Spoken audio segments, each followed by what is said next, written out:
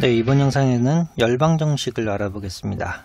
자, 열방정식은 이 그림, 주어진 그림과 같이 이런 막대가 하나, 고체로 된 막대가 하나 있다고 생각해 보겠습니다. 그리고 이 고체로 된 막대 안에 한쪽은 온도가 높고 한쪽은 온도가 낮은 그런 막대라고 가정할 때, 그럼 안에서 이제 온도가 높은 쪽에서 온도가 낮은 쪽으로 열이 이동해서 온도가 점차 바뀌겠죠. 네, 그럴 때 시간에 따라, 그리고 이 위치에 따라, 이 막대 위치에 따라 온도 분포가 어떻게 될 거냐, 그런 함수, 시간에 따라 위치에 따라 온도 분포 함수를 구해보자 라는 게 이번 절에서 해볼 겁니다. 자, 그러면 좀 단순화하기 위해서 몇 가지 모델 세우기 전에 가정을 하는데요.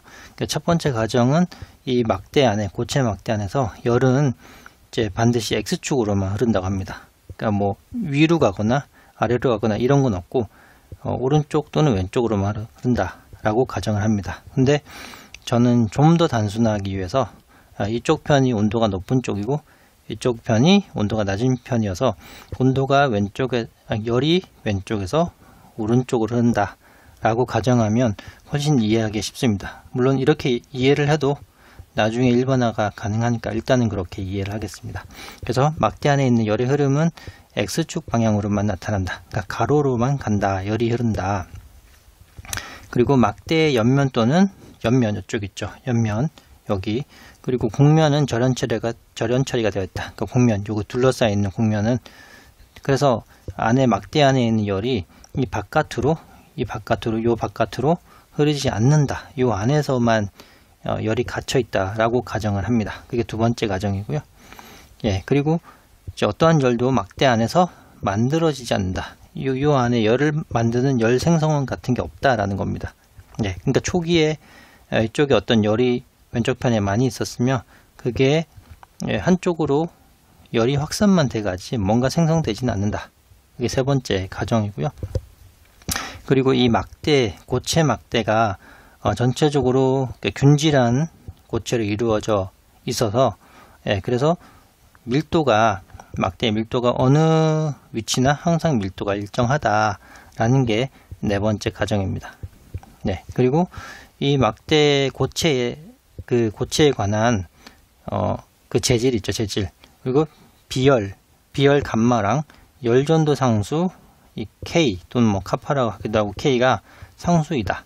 그러니까 보통 뭐 물리학이나 재료공학에서는 이 재료가 균질하지 않으면 비열이나 열전도율이 위치에 따라 달라지는 경우가 있거든요. 그거는 이제 공학에서 너무 복잡하니까 저희는 단순화해서 이 물질이 굉장히 균질하고 열전도율이나 그래서 비열이 항상 어디서나 다 같다. 위치에 상관없이 그렇게 5가지 가정을 한 다음에 모델링을 해보겠다라는 겁니다.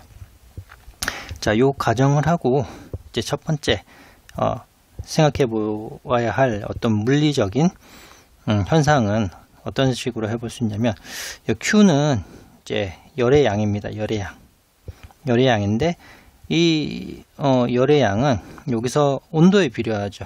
U는 여기 온도입니다. 온도. U는 온도고, 이 열의 양은 온도와 1차적으로 비례하거든요. 보통 저희가 열의 양은 온도가 높을수록 높다. 열의 양은 여기가 템퍼러처 이렇게 보통 쓰죠. 근데 여기서는 T 대신에 U라는 이제 함수를 썼네요. 그죠? 그리고 이 열의 양은 이 질량이 크면 클수록 열의 양이 큽니다. 비례합니다. 자, 상식적으로 뭐 조그만한 공이 100도짜리 조그만 야구공만한 게 100도가 있는 거랑 굉장히 큰, 그러니까 뭐 예를 들어 지름이 한 1m 정도 되는 거대한 뭐 굉장히 큰 공이 100도가 있는 거랑 그 열 자체가 가지고 있는 열량 자체가 다르죠. 그러니까 질량이 크면 클수록 열량이 비례해서 커집니다. 그러니까 물체의 질량과 열량은 또 비례를 하거든요.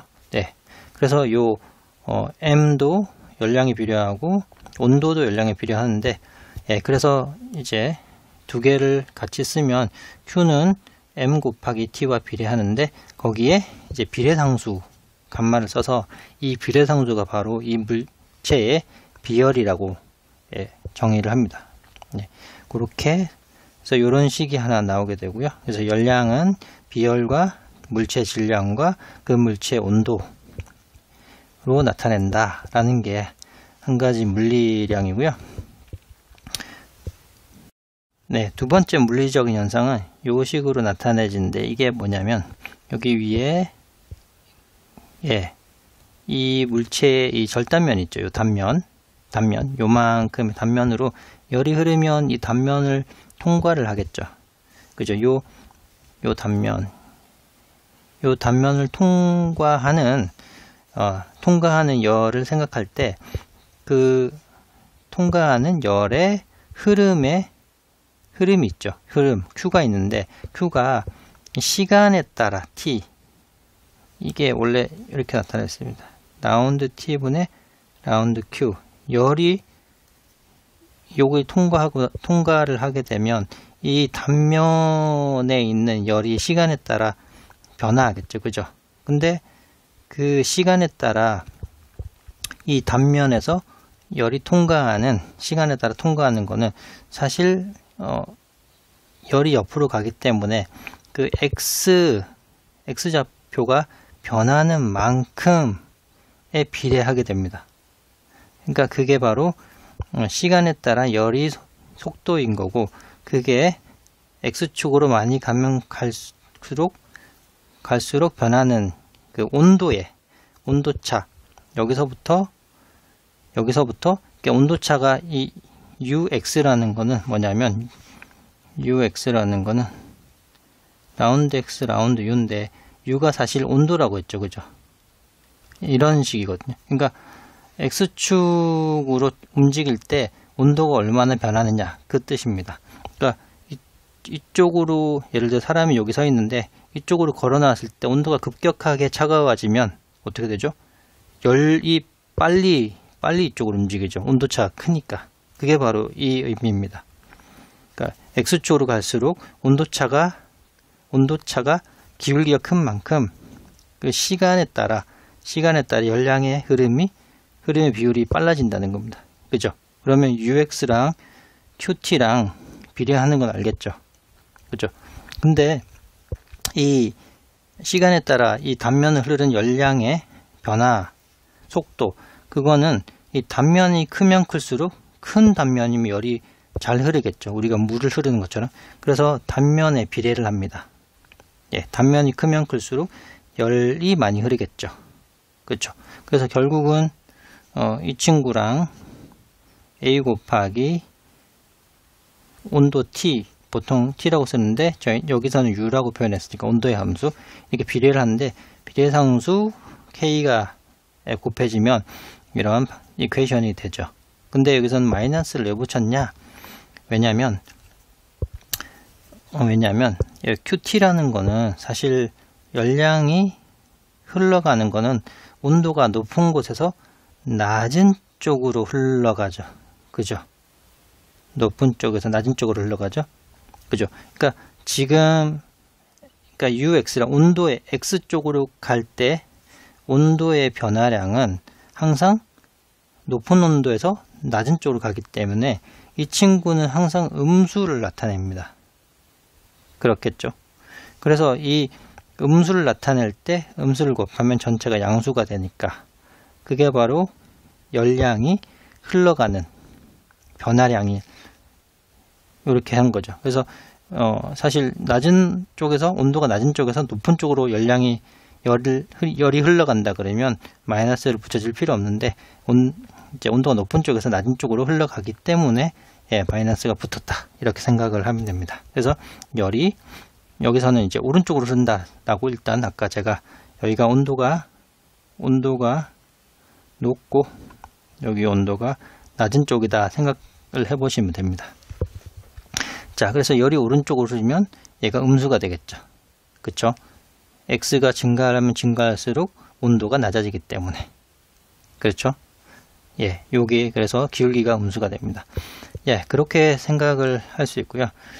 또 한 가지는 바로 위에서 첫 번째 이 식에서 m 대신에 로 a 델타 x를 넣을 수 있습니다. 왜냐면 질량이라는 거는 자, 밀도의 부피를 곱한 거죠. 그죠? 근데 여기서 어떤 부피를 생각해 보냐면, 여기 x에서 x 플러스 델타까지 요만큼 단위 어떤 원통, 델타가 여기서는 커 보이는데 굉장히 작은 델타라고 생각을 해 보겠습니다. 델타가 뭐 이렇게 조그만 델타, 요런 동전 같은, 여기 요만큼을 x 플러스 델타라고 생각해 보고요. 그럼 여기 있는 동전의 그 부피가 바로 이 델타 x랑 단면적을 곱한 거죠. 그래서 로와 단면적과 델타 x를 곱한 게 요 동전의 부피가 되겠습니다. 그래서 요만큼을 여기 질량 m 대신에 로 a 델타 x를 그대로 대입을 했습니다. 그래서 우리가 원하는 두 가지식을 이렇게 얻었고요. 요 두 가지식으로 생각을 해보는데, 아까도 말씀드린 대로 U라는 거는 온도이고요. 근데 사실은 온도는 이제 X라는 위치와 시간 T라는 이변수 함수입니다. 온도는. 네, 시간에 따라 또 X라는 위치에 따라 시간에 따라 온도 분포가 어떻게 되겠죠. 처음에는 뭐 이렇게 될 수도 있고, 시간이 지나면 지날수록 점점 여기는 온도가 내려가고 여기는 온도가 높아지겠죠. 그죠? 그래서 지금 우리가 구하고자 하는 거는 그 시간에 따라 위치에 따른 온도의 분포 U라는 이 함수를 구하고자 하는 겁니다. 그래서 이렇게 하면 m U라는 함수, 이게 온도고 이 함수 U를 구하려고 하는 거고요. 자, 그래서 여기서 이 두 가지가 가장 중요한데, 예, 그래서 열이 X축 방향 오른쪽으로 흐를 때 여기 A라는 단면에서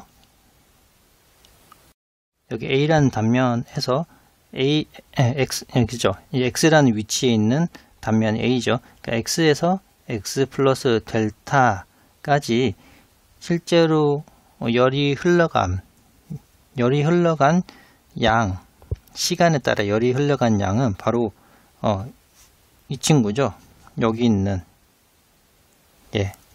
왜냐면 아까 요만큼의 열은 요 동전 안에 있는 열을 얘기하는 거고, 그 열이 시간에 따라 X에서 X 플러스 델타까지 얼마나 흘렀냐 하는 거는 요 식에서 이제 델타 X만큼 두께를 고려한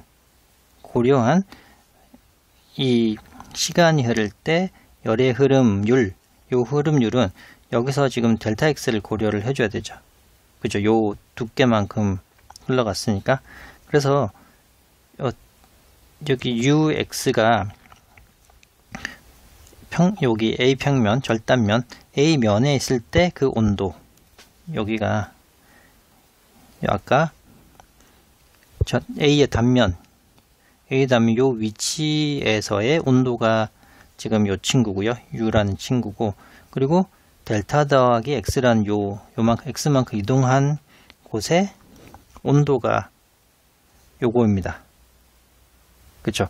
그래서 요만큼 A에서의 온도랑 X 플러스 델타 X만큼 오른쪽으로 간 곳의 온도의 차이를 하면 실제적으로 이 시간에 따른 열의 흐름을 고려할 때 거기다가 플러스 두께까지 같이 고려한 거죠. 그죠? 그래서 그 차이를, 시간에 따른 열의 흐름률의 차이를 본 건데, 그거를 이제 KA로 묶으면 나머지는 이렇게 뭐 간단히 된 것밖에 없고요. 근데 사실 이 시간에 따른 열의 흐름률을 이 두께까지 고려했다는 얘기는, 여기 두 번째 식을 보면 여기 델타 X라는 두께를 고려한 이 열이 Q죠. 그죠? 근데 네, 시간에 따른 흐름률을 계산한다는 거는 이 친구를 시간에 따라 편미분하면 되거든요. 이 친구를 시간에 따라 편미분하면 되거든요. 근데 앞에 있는 이 람다로 A 델타 X는 t 시간 t에 대한 상수죠, 그죠? 사실 요 u가 x와 t의 함수이기 때문에 u만로 감마로 a 델타 x에 u만 x에 대해서 편미분 해주면 됩니다.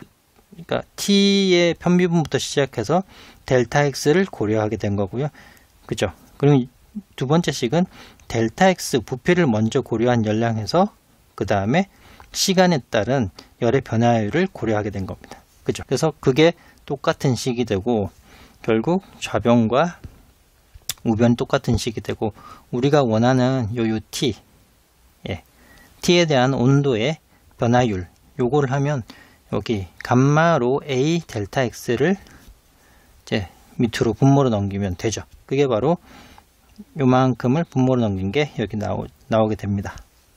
자, 그때 우리가 원하는 거는 이 델타 x를 제가 처음에는 그림에는 델타 x가 컸는데 작게 잡았어요.